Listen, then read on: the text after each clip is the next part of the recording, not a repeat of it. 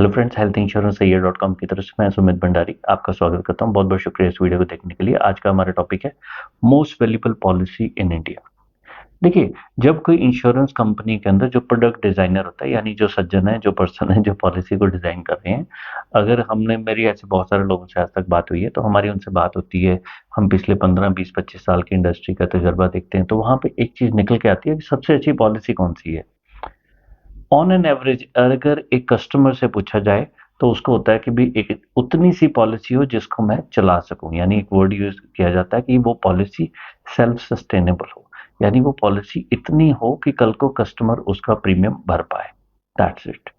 अब मैं product designer से पूछता हूँ, तो वो कहते हैं नहीं जी, जो सेल्स टीम है वो हमसे डिमांड करती है कि सबसे अच्छी पॉलिसी ऐसी हो कि जिसके अंदर आप बेनिफिट पैसा लो 10 रुपए का और कस्टमर को ऐसे लगे कि मेरे को इसमें 50 रुपए मिल गया या 100 रुपए मिल गया। तो कहते हैं हमें पॉलिसी ऐसी डिजाइन करनी पड़ती है जिसके अंदर हमारी टीम को, सेल्स टीम को, मार्केटिंग टीम को, फाइनेंशियल इन्फ्लुएंसर्स को जो हम पैसा दे रहे हैं, वो उस पॉलिसी को आराम से बेच सके। राइट। तो यानी एक जो हेल्थ इंश्योरेंस प्रोडक्ट डिजाइनर है, उसके ऊपर फोकस ये नहीं होता कि भी कस्टमर का ध्यान देना है, कस्टमर भाई जाए भाड़ में, क्योंकि कस्टमर के तो नाम में ही लिखा है कि कष्ट से उसने मरना है। इसीलिए हमने बहुत सालों के अंदर, जो मेरा अपना एक्सपीरियंस है, हम रिसर्च बेस देखते हैं, इंडिया में बहुत सारे ऐसे प्रोडक्ट रहे हैं जिनका प्रीमियम ग्रोथ मार्केट में, जो ये नए नए टाइप के चोचले वाली जो पॉलिसी आई है, उनसे उनका प्रीमियम की जो ग्रोथ है 50% कम है। कई पॉलिसीज ऐसी हैं जिसका हमने देखा 3 साल के बाद प्रीमियम कितना बढ़ा, सिर्फ 12%। और अब जो, क्यों ये टॉपिक हम डिस्कस करें, क्योंकि केयर सुप्रीम उसका प्रीमियम इस महीने बढ़ रहा है। नीवा वोपा का रीश्योर वर्जन 2 उसका प्रीमियम बढ़ रहा है, और जहां तक मुझे कंफर्मेशन नहीं है, शायद एचडीएफसी अर्गो का भी ऑप्टिमा सिक्योर का प्रीमियम बढ़ने वाला है। क्यों? इन कंपनीज के अंदर ऐसी क्या प्रॉब्लम है? इन प्रोडक्ट्स के अंदर हो क्या रहा है कि हर एक 1 या 2 साल के अंदर ही कंपनी को प्रीमियम बढ़ाना पड़ रहा है। क्यों? आप जो पॉलिसी लेने के लिए जा रहे हो, चाहे केयर सुप्रीम है, एचडीएफसी अर्गो का ये ऑप्टिमा सिक्योर है, या आपके पास प्रोडक्ट है नीवा ऊपर रिएश्योर, उसका टाइटेनियम प्लान बड़ा पॉपुलर है। 10 लाख की पॉलिसी लो, 10 साल में 1 करोड़ की कर देंगे। एचडीएफसी ऑप्टिमा सिक्योर लो, 10 लाख की पॉलिसी 50 लाख की हो जाएगी। केयर सुप्रीम की पॉलिसी लो, एनसीबी सुपर के साथ 10 लाख की पॉलिसी लो, नॉमिनल प्रीमियम है, और आने वाले टाइम में वो पॉलिसी हम 6 गुना 7 गुना कर देंगे।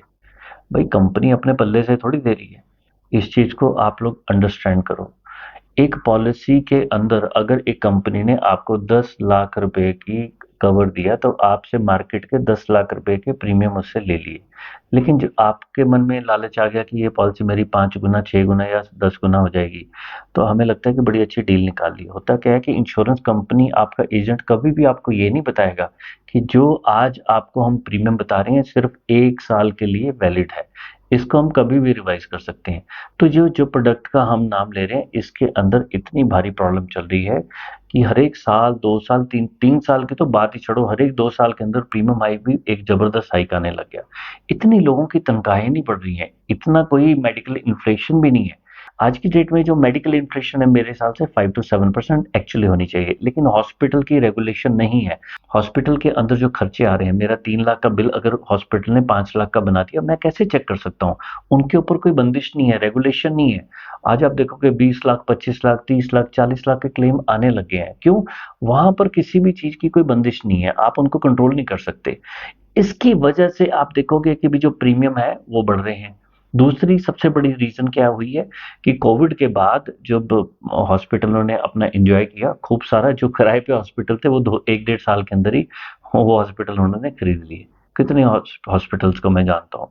फिर प्रोडक्ट ऐसे मार्केट के अंदर आके कि भाई दे 10 लाख का दे रहे हैं और वो 50 लाख का फील करा रहे हैं आपको है। आप इस चीज को समझो, अगर एक कंपनी 10 लाख की पॉलिसी दे रही है और कुछ सालों में वो 50 लाख की हो जाती है, तो कंपनी को जो क्लेम देने हैं 30 लाख के, 40 लाख के, वो तो देने ही पड़ेंगे ना, और पैसा आपसे ले रहे हैं 10 लाख रुपए का।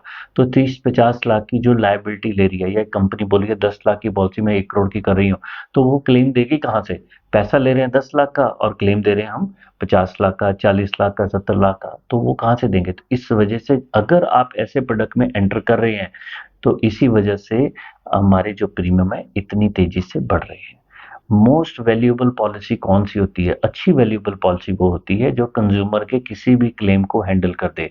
जैसे मैं बोलता हूँ बेसिक वनीला पॉलिसी ले लो, ना आपको पॉलिसी के अंदर कोई रिस्टोरेशन चाहिए, ना आपको बोनस चाहिए, ना आपको 3 टाइम, 4 टाइम, 5 टाइम नहीं चाहिए, उसके बिना भी हमारा काम चल जाता है।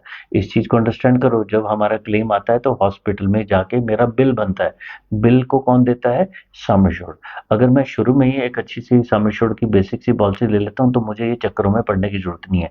क्योंकि अगर आप बेसिक वनीला पॉलिसी का इतिहास देखोगे पिछले 10-15 साल के अंदर, तो उनमें प्रीमियम की जो बढ़ने की दर है 3-4 साल में एक आधा बार प्रीमियम बढ़ता है, और बड़ा नॉमिनल 8% भी प्रीमियम बढ़ा है। पिछले एक प्रोडक्ट ऐसा है जिसके अंदर 12% भी प्रोडक्ट बढ़ा है, प्रीमियम बढ़ा है। मतलब बहुत ज्यादा कोई इतनी आग नहीं लगाई हुई। अदरवाइज जो आप देख रहे हो, जो अनवैल्यूएबल प्रोडक्ट है उनके अंदर आप देखोगे हर एक 1-2 साल के अंदर प्रीमियम हाइक आता ही जा रहा है। तो जागरूक रहिए, अपने आप को सक्षम बनाइए। और अगर आपके प्रीमियम इस स्पीड से बढ़ रहा है, मैं इस चीज को एक गारंटी के साथ कह सकता हूं, अगर आप इस टाइप की पॉलिसी में जाएंगे जो आपके कवर को कई गुना कर रहे हैं, आप आज 2 साल, 5 साल, 10 साल तो छोड़ो, 3-4 साल के अंदर ही आप उस पॉलिसी को चला ही नहीं पाओगे, क्योंकि उसका प्रीमियम इतना बढ़ जाएगा। इतनी देर में हुआ क्या, जब आप वहां से दूसरी कंपनी में जाओगे तो कंपनी ने वो सारा पैसा अपनी जेब में रख लिया, उसने मलाई खा ली और लायबिलिटी दूसरी कंपनी के अंदर शिफ्ट हो गई है। तो इस चीज को अंडरस्टैंड करो, एक बेसिक सी पॉलिसी लो, उसी में आपका काम चल जाता है। अगर आप ऐसे टाइप के प्रोडक्ट के अंदर घुसते रहोगे तो आप हर एक साल 2 साल के बाद परेशान होते रहोगे कि यार इतना प्रीमियम बढ़ गया, मैंने क्लेम लिया नहीं, मेरा फिर भी प्रीमियम बढ़ रहा है, ऐसी क्या आग लगी हुई है। तो इस चीज को अंडरस्टैंड करो, बेसिक सी पॉलिसी लो। अगर आप में से किसी भी सज्जन को लगे कि ये इन्फॉर्मेशन इंपॉर्टेंट है तो मैं रिक्वेस्ट करूंगा वीडियो को लाइक करिए, क्योंकि जो इंश्योरेंस कंपनी के एजेंट्स हैं जब वो इस टाइप के वीडियो को देखते हैं वो डिसलाइक करते हैं। इस वजह से हमारा वीडियो ज्यादातर लोगों तक नहीं पहुंच पाता। अगर किसी भी सज्जन को लग रहा है कि हमारी बात के अंदर कोई भी दम है, तो काइंडली वीडियो को लाइक करिए और शेयर जरूर करिए और इस मैसेज को स्प्रेड करिए। चलिए, किसी सज्जन को अच्छा लगा तो हमारे चैनल को सब्सक्राइब कर सकते हैं। किसी को कंसल्टेशन के लिए या जानकारी के लिए कनेक्ट करना है तो हमारी वेबसाइट के ऊपर healthinsurance.com पे जाइए, या ये जो कॉन्टैक्ट नंबर दिया है वहाँ पे आप व्हाट्सएप कर सकते हैं। चलिए, इस वीडियो को देखने के लिए आपने समय निकाला, अपने आप को स्वस्थ रखिए, जागरूक करिए। जय जय श्री राधे श्याम।